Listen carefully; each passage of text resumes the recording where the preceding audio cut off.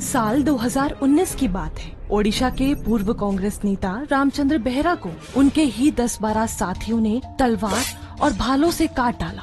फिर गांव वालों को धमकी दी, हमारे खिलाफ गवाही देने की गलती की तो उसका अंजाम भी यही होगा। पुलिस पूछताछ में एक नाम सामने आया, जिसे सुनकर बेहरा की पत्नी और बेटियों को बड़ा झटका लगा। वो नाम किसका था? क्या सभी आरोपी पकड़े गए? दैनिक भास्कर की थ्रिलर सीरीज मृत्युदंड के बेहरा मर्डर केस पार्ट 3 में अब आगे की कहानी।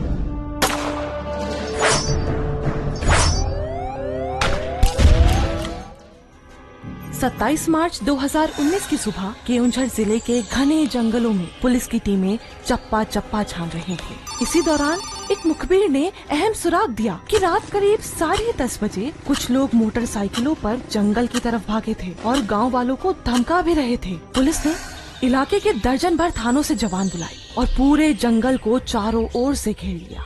शाम ढलते ढलते पुलिस टीम को एक जगह झाड़ियों के पीछे कुछ हरकत नजर आई तो पुलिस दबे पांव वहां पहुंची। उन्होंने देखा संजीव, अजीत और पूरण जमीन पर बैठे हैं। उनके पास में सूखा काला कटा हुआ इंसानी हाथ पड़ा था। पुलिस ने तुरंत तीनों को गिरफ्तार कर लिया, हाथ को जब्त कर पोस्टमार्टम के लिए भेज दिया। कुछ दिनों बाद फॉरेंसिक रिपोर्ट में सामने आया कि इस हाथ पर दांतों के गहरे निशान थे। अब सब इंस्पेक्टर मनोरंजन बीसी ने तीनों से पूछताछ शुरू की। पूर्व नेता रामचंद्र बेहरा की बड़ी बेटी मीना रानी को भी बुलाया गया। उसने रोते हुए पहचान की। वो बोली, साहब उस रात यही थे, मेरे पापा के साथ 2 घंटे बैठकर नाश्ता किया और फिर बाहर बुलाकर हमला कर दिया।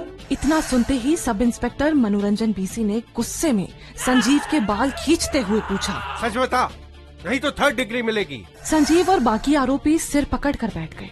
उन्होंने बताया, बेहरा कांग्रेस छोड़कर बीजेडी ज्वाइन करने वाले थे। इलाके में उनकी लोकप्रियता बढ़ रही थी। हमें डर था कि हमारी राजनीति खत्म हो जाएगी, इसलिए हमने उसको मारने का प्लान बनाया। हमने उसके घर और परिवार की जानकारी निकाली, फिर दोस्त बनकर गए। बातचीत के बाद जब वो बाहर निकले तब पहले से मौजूद बीजेडी समर्थकों ने झोपड़ी में छुपाए हथियारों से उन पर हमला कर दिया। फिर अगले दिन पुलिस ने 16 साल के प्रमोद को भी गिरफ्तार किया। जांच में सामने आया कि उसने ही हाथ खाने का वीडियो बनाकर संजीव को भेजा था, जो बाद में डिलीट कर दिया गया। मोबाइल फोन्स को फॉरेंसिक जांच के लिए DFS गुजरात भेजा गया। वहाँ से एक वीडियो और एक ऑडियो रिकवर हुआ। उसमें सुनने को मिला, हाथ की उंगली देखो। अब गुस्सा शांत हो गया। हाथ का मांस अच्छा है ना, धोकर खाएंगे। बस इस केस में फिर संजीव, अजीत, अरुण, अलेख, पूरण और प्रमोद के खिलाफ चार्जशीट दाखिल की गई। प्रमोद नाबालिग था, इसलिए बाकी 5 पर ही केस चला। एडवोकेट अश्विनी मलिक ने कोर्ट में कहा, ये एक राजनीतिक साजिश है। पहले घर में घुसकर भरोसा बनाया, फिर हमला कर हत्या की और हाथ लेकर गांव में घूमे ताकि कोई गवाही न दे।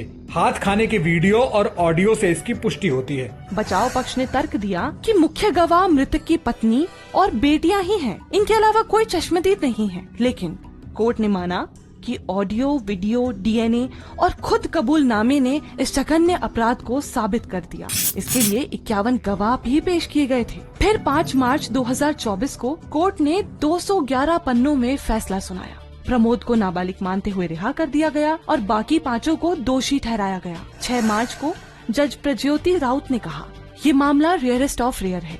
अंग काट कर घुमाना, वीडियो बनाना, ये नरभक्षी मानसिकता है। इसलिए 5 को मृत्युदंड दिया जाता है। फिलहाल सभी आरोपी केओंझर जेल में बंद है। मामला अब कटक हाई कोर्ट में लंबित है। अगले और आखिरी एपिसोड में जानेंगे एक और केस जिसमें सुनाया गया मृत्युदंड।